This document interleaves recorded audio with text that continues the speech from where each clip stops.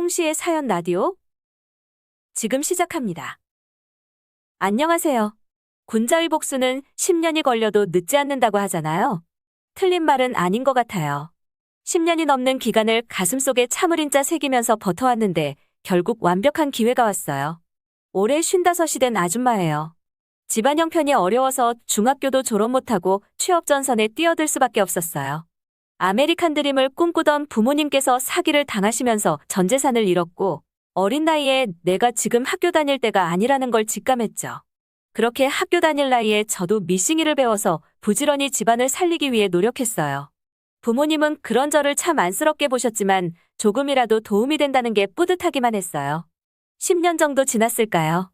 간신히 먹고 살만해졌는데 불쌍한 아버지는 10년 동안 주말도 없이 일만 하시고 결국엔 과로로 쓰러지셨죠. 한참을 누워 계시다가 뭐가 그렇게 급하셨는지 어머니와 저만 남겨두고 먼 길 떠나셨죠. 그제서야 깨달았습니다. 이렇게 미친 듯이 일만 하는 게 능사가 아니라는 것을요.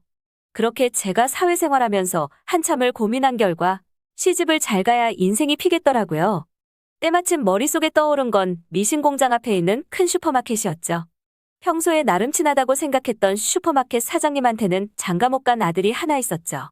그때 30이었는데 지금 기준으로는 절대 늦은 나이가 아니었지만 그때는 노총각이라며 한창 놀림받을 나이였죠. 슈퍼마켓 근처에 공장도 많았고 길 하나 건너면 다 주택가니까 정말 단순하게 슈퍼마켓 사장님은 부자일 것이라고 생각했던 거죠. 무턱대고 며느리로 내가 어떠냐고 물어봤을 때 너무 흔쾌히 받아들이시더라고요.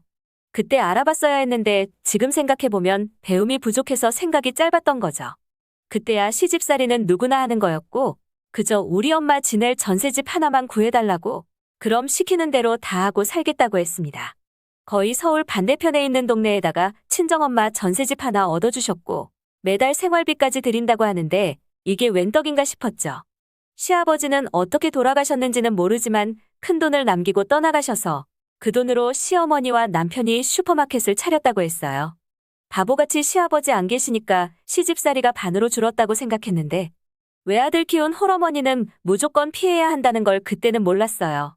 슈퍼마켓이 6시에 열어야 하니 5시에는 나가야 했고 그러기 위해서는 4시에 일어나서 남편과 시어머니 식사 준비를 해야 했어요. 그리고 아침 내내 물건 들어오는 거 정리하고 청소 다 해놓으면 집에 가서 다시 점심 해놓고 시어머니랑 남편이 점심 먹으러 집에 올 수 있게 다시 슈퍼로 가서 교대해 주었어요. 저녁 시간도 마찬가지였고요. 저녁은 교대해주고 슈퍼마켓 정리하고 닫을 시간까지 있어야 하니 집에 가면 10시는 쉽게 넘어갔죠. 돈 한 푼 못 받고 일했지만 나 대신 우리 엄마가 생활비 받는 거다 생각하니 버텨졌어요. 근데 몸이 힘든 것도 힘든 거지만 몸이 힘들수록 친정엄마가 그렇게 보고 싶더라고요. 그때에도 후회 많이 했어요. 힘들어도 엄마랑 같이 있을걸? 내가 무슨 부귀영화를 누리겠다고 이런 삶을 선택했나 싶었죠. 그래도 혼자 가게 보는 시간이 행복했던 게 시어머니 눈치 안 보고 친정엄마랑 통화할 수 있었거든요. 친절한 슈퍼마켓 사장님이었던 사람은 제 시어머니가 되자마자 세상 가장 악랄한 시어머니로 변해서 친정 가는 건 눈에 흙이 들어가도 못 보는 그런 사람이 되었죠. 정말 사정사정해서 1년에 2번 갔어요. 엄마 생일에 1번 그리고 아빠 기일에 1번. 그거 말고는 모든 명절과 행사는 시댁에 붙어 있어야 했어요. 그나마 몸은 편해진 게 얼마 지나지 않아서 바로 임신을 했거든요. 무슨 이유에서였는지는 몰라도 제 배 모양이 아들 배라며 일을 안 시키셨어요. 나중에 딸 낳고 매 맞고 욕먹어도 당장은 좀 쉬어야겠다는 생각밖에 없었고 그때 정말 원 없이 잤던 것 같아요. 우리 효자 아들 뱃속에서 정말 얌전히 10개월 기다려서 나올 때도 엄마 안 힘들게 한 번에 나왔어요. 그나마 아들 낳고 나서 처우가 좀 개선되었죠. 2번 가던 친정, 그중에 1번은 자고 와도 눈 감아 주시더라고요. 그 와중에 우리 엄마, 그렇게 여유 있는 생활비도 아니었는데 그걸 악착같이 모으고 모아서 전세집 빼서 아파트로 이사하셨어요. 떠나기 전에 딸한테 뭐라도 해줘야 하지 않겠냐면서요. 재수없게 왜 그런 말을 하냐며 몇 번이고 짜증을 냈는데 얼마 지나지 않아서 돌아가셨죠. 그게 우리 아들 10살 되던 애였어요. 암세포가 온몸으로 전이되는 동안 많이 힘들었을 텐데 저한테 내색 한 번 안 하시고 얼마나 외롭고 힘들었을까 생각하니 눈물이 멈추질 않더라고요.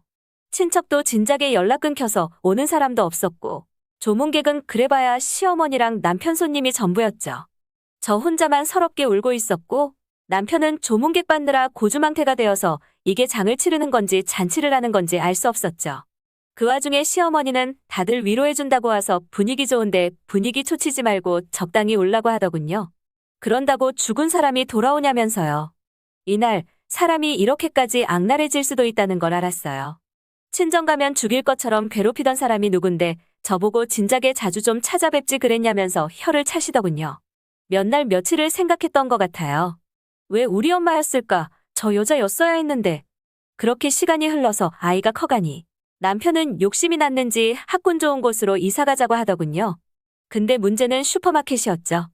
남편과 시어머니는 노다지나 다름없는 그 슈퍼마켓을 포기할 수 없었거든요. 결국 시모 혼자 남아서 슈퍼마켓을 보기로 하고 남편과 저는 한강이남 지역으로 이사를 했어요. 남편은 놀 수 없으니 집 근처에 편의점을 오픈했고요. 할 줄 아는 게 평생 해온 마트 운영뿐이니 다른 옵션이 없었죠. 이런 거지 같은 생활에 아들까지 사춘기 앓고 그랬으면 너무 힘들었을 텐데 엄마한테 생전 짜증 한 번 없이 고등학교까지 졸업했어요. 대학도 서울에 있는 상위권 대학에 들어가서 여기저기 자랑하고 싶었지만 자랑할 친구가 없었죠. 그렇게 군대 갔다 와서 졸업하고 쉴 틈 없이 취업까지 했어요. 그때쯤 어울리기 시작한 동네 아줌마 무리들은 자식 쉽게 키웠다며 저를 참 부러워했습니다. 그렇게 내 인생도 이제부터는 순탄하게 가나 싶었어요. 근데 단 한 번도 내 편이라고는 들어준 적 없고 나를 그냥 집에서 일하는 파출부 정도로만 생각하던 남편이 돌변하더군요. 임신했을 때도 사다 준 적 없던 과일을 사오고 외식을 하자며 데리고 나가서는 돼지갈비를 사주더라고요. 하루 이틀 본 사람도 아니고 그냥 솔직하게 얘기하라고 했어요. 꽁꽁이가 뭐냐고요. 처음에는 그동안 너무 못 챙겨줘서 미안했다며 이제라도 노력하겠다는데 그럴 깜냥이 안 되는 인간이라는 걸 너무 잘 알고 있었어요. 어차피 이제 와서 그런다고 제가 갑자기 남편을 사랑하게 되어서 눈에서 하트가 나갈 것도 아니었고요. 한 달 정도 그렇게 어색한 노력을 하더니 할 말이 있다며 또 고깃집을 데려가더군요. 요지는 자기 엄마가 이제 나이가 너무 많아서 슈퍼를 정리하려고 한다. 근데 정리하고 나서 우리랑 같이 살면 어떻겠냐고 하더라고요. 이 집구석이 드디어 갈 때까지 가는구나 싶었는데 남편이 얘기하더라고요. 대신에 마트 정리한 돈은 저한테 다 주시겠다고요. 일단은 알았다고 했는데 저를 끝까지 바보로 알더라고요.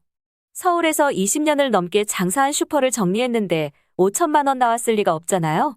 저는 그냥 속는 셈 치고 어차피 살면 얼마나 살겠나 싶어서 아무 말 안 했어요. 시어머니는 참 뻔뻔하게도 과거는 덮어두고 이제라도 잘 지내보자며 제 손을 잡으시는데 너무 역겹더라고요. 손을 획 빼버리고 얘기했어요.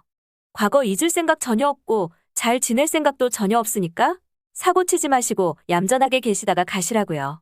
노인네가 끝까지 저 째려볼 기운은 남아있더라고요. 시어머니가 저희 집으로 들어오시고 보름도 안 지났을 때였어요. 시어머니 오신 후로는 안방에 TV 따로 설치해서 나가질 않았어요. 숟가락도 섞기 싫어서 저는 안방에서 밥 먹고 시어머니만 따로 차려드렸고요. 근데 하루는 거실에서 흐느끼는 소리가 나길래 왜 그러나 싶어서 나갔더니 바지에 소변을 지리셨더라고요. 그래서 뭐 하시냐니까 짜증을 내시면서 화장실이 어디냐고 물어보시는 거예요? 저희 집이 100평, 200평 대궐 같은 집도 아니고 화장실이라고는 안방에 하나 거실에 하나 있는데 아무리 노인네여도 집에 온 지 열흘이 넘었는데 못 찾을 이유가 없잖아요. 그때 제가 또 당했다는 걸 알았어요. 그날 저녁 남편한테 다짜고짜 얘기했어요. 시어머니 치매 있는 거 왜 얘기 안 했냐고요. 남편 태도가 드디어 들켰다는 듯 했어요. 그러면서 치매라고 얘기하면 제가 안 받아줄 거 아니냐고 하더라고요. 너무 어이가 없더라고요. 다음날 남편 출근하자마자 짐 싸서 집 나왔습니다. 아들한테 얘기하니 집에 와서 지내라고 하더군요. 그동안 집에서 제가 사람 대접 못 받는 걸 알았기에 절 항상 챙겨주려고 했어요. 남편이랑 사이가 안 좋은 건 아니었지만 늘 대면대면했죠. 아들이 먼저 얘기하더라고요. 요새는 이혼이 그렇게 흠도 아니고 황혼이혼 많이들 하니까 억지로 붙잡혀 살지 말고 이제라도 엄마 인생 즐기며 살았으면 좋겠다면서요. 솔직히 맘 같아서는 둘 다 뺨이라도 때리고 싶었지만 그런다고 제 마음이 편해질 것 같지도 않았어요. 그냥 저들을 힘든 상황에 버려두고 떠나는 게 제가 할 수 있는 최고의 복수였죠. 그렇게 아들의 도움으로 이혼 소송 걸었습니다. 시어머니는 그 연세에도 참 정정하셨어요. 어찌나 욕을 또박또박 잘 하시던지. 남편은 그제서야 미안하다며 앞으로 잘하겠다고 하고 아들한테 전화해서 엄마 설득 좀 해보라고 하는데 씨알도 안 먹혔죠. 재산분할하면서 저한테 절반 가까이 뺏긴 남편은 편의점은 포기 못하고 집을 팔 수밖에 없었죠. 혼자서는 도저히 감당할 수 없었는지 시어머니는 요양원으로 들어갔고요. 저는 지금 친정엄마가 남겨주신 집에서 지내고 있어요. 엄마의 흔적이라고는 하나도 남아있지는 않지만 그래도 한 번씩 꿈에 나와서 열심히 살았다고 칭찬해주세요. 그리고 제가 홀어머니가 외아들 키우는 집은 피해야 한다고 했는데 정작 제가 홀어머니의 외아들을 두었네요. 이게 저희 아들 장가가는데 발목 잡을까봐 참 걱정이네요. 아무튼 제 긴 이야기 들어주셔서 감사합니다. 모두들 환절기 감기 조심하시고 행복한 일들만 있길 바랄게요. 홍시의 사연 라디오. 오늘 이야기 여기까지입니다. 재미있게 들으셨다면 구독과 좋아요 부탁드립니다.